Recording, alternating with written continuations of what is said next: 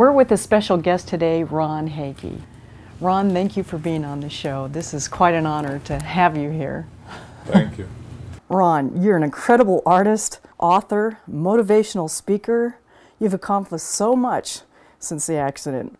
Tell us, what's your secret? It seems ironic, but this wheelchair was my freedom to finally be myself and love people and share my life and inspire and motivate and be a real person.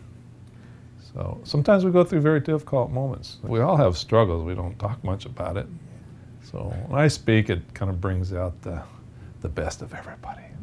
You bring the best out of me. I was so inspired by your art and your accomplishments through painting. Can you tell us a little bit about how that works? Well, you know, when I was in school, I remember, in fact, my grandma, I didn't know this was true, but my grandma just gave me a piece of art that I did in 6th grade. I actually did that with my hands.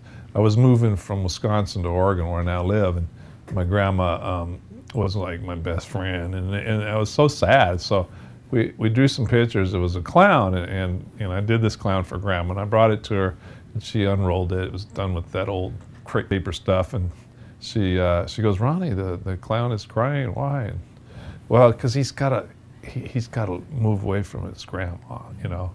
And so this last year, she gave that to me. She's had it for 40 years, so it kind of tells you how old I am. But so.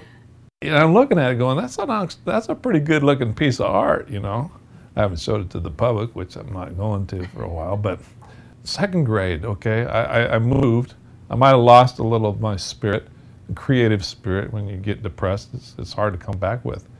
And do some pictures in my class, and they had a time where they asked people to do posters. So I volunteered, and I remember the teacher saying, we need people with artistic ability. Oh, wow. And her name was Mrs. Crow. I mean, I was like, fits the picture well. And I said, I was crushed. And I thought, well, I don't have artistic ability. So be careful, you know, what you tell kids, right? Exactly. So I lived that for years, and I would have desires.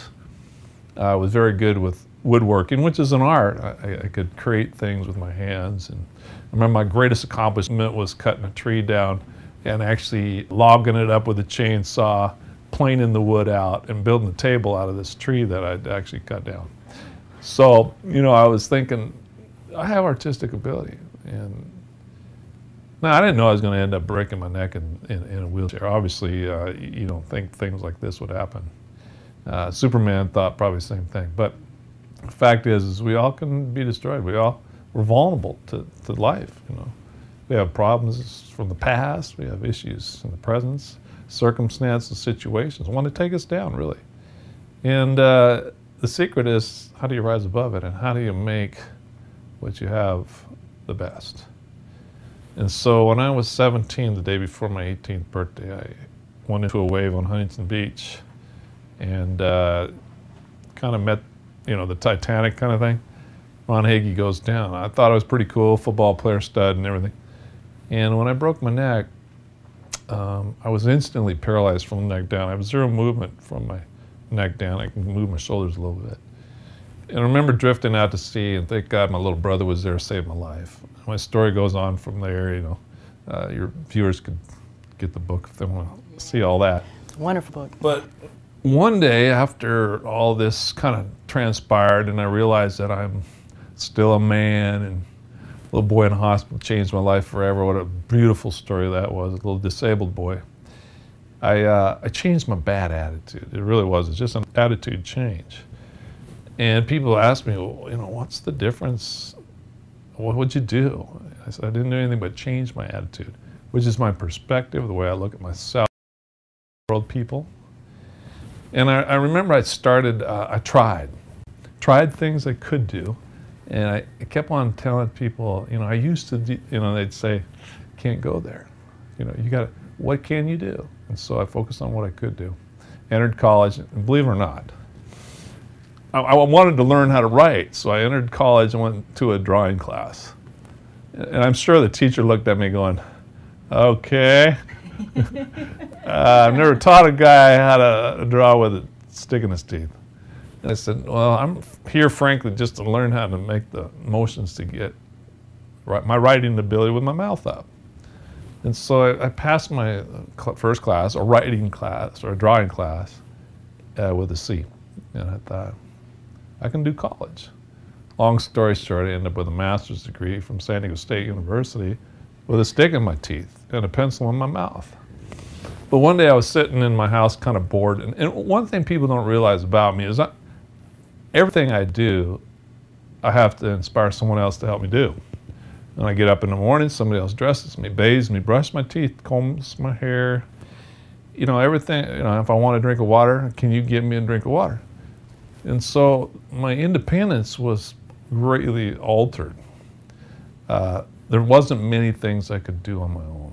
Now, I can speak, and I'm a speaker, and you can't tell me how to speak. And if I listened to you tell me how to speak, I probably wouldn't do a good job because, you know, that's who I am.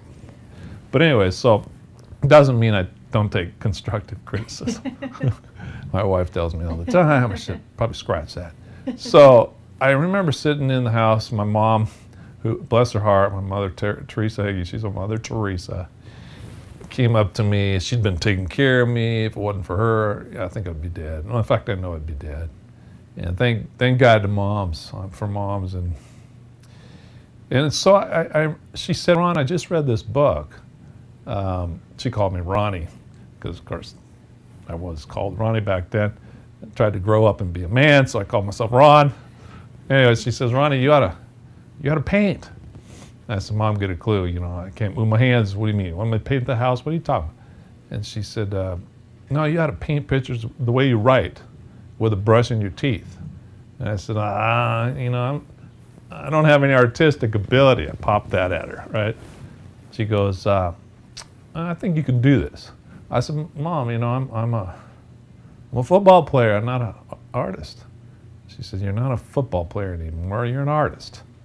And I thought about that. Maybe she's right. And then she said, well, I read this book on Johnny Erickson Tata. She's a wonderful friend of mine. She's an artist and an author and just a beautiful quadriplegic who does things with her teeth too. And I said, Mom, that's Johnny and I'm Ronnie. And I'm not a painter. And I was thinking, it stirred something in me, you know, a suggestive thought. So I'm suggesting to everybody out there, maybe you ought to try art. Yeah. It's your suggestive thought for the day. So she set me up, and I wasn't going to let my mom completely down, you know. And plus, she told me she wouldn't feed me dinner unless I tried. No, she didn't say that. Great motivator. Yeah, you going to eat? Are you going to paint? You know? So she set me up with a canvas, squirted some paint on the palette below it, and put it up high enough to where I could reach the canvas with a paintbrush in my teeth. And so I'm going to show her I can't do this, basically.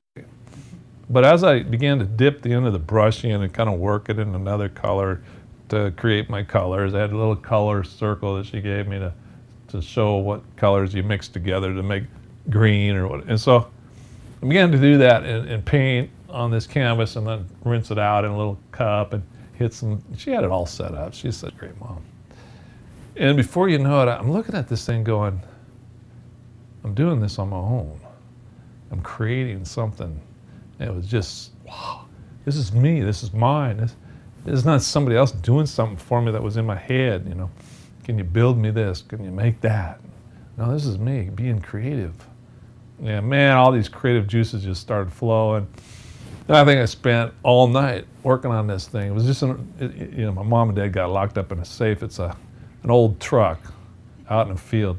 And looking at it now is pretty elementary, but pretty profound, yeah, too, you know, at the same it's time. Cool. I mean, it's really actually pretty good. And so that was kind of my starting point. And I do it as something to create on my own, a relaxation. People say, hey, I got a perfect idea for this painting you should paint. And I'm like, oh, that's pressure, that's stress. I'm not going to perform in my painting.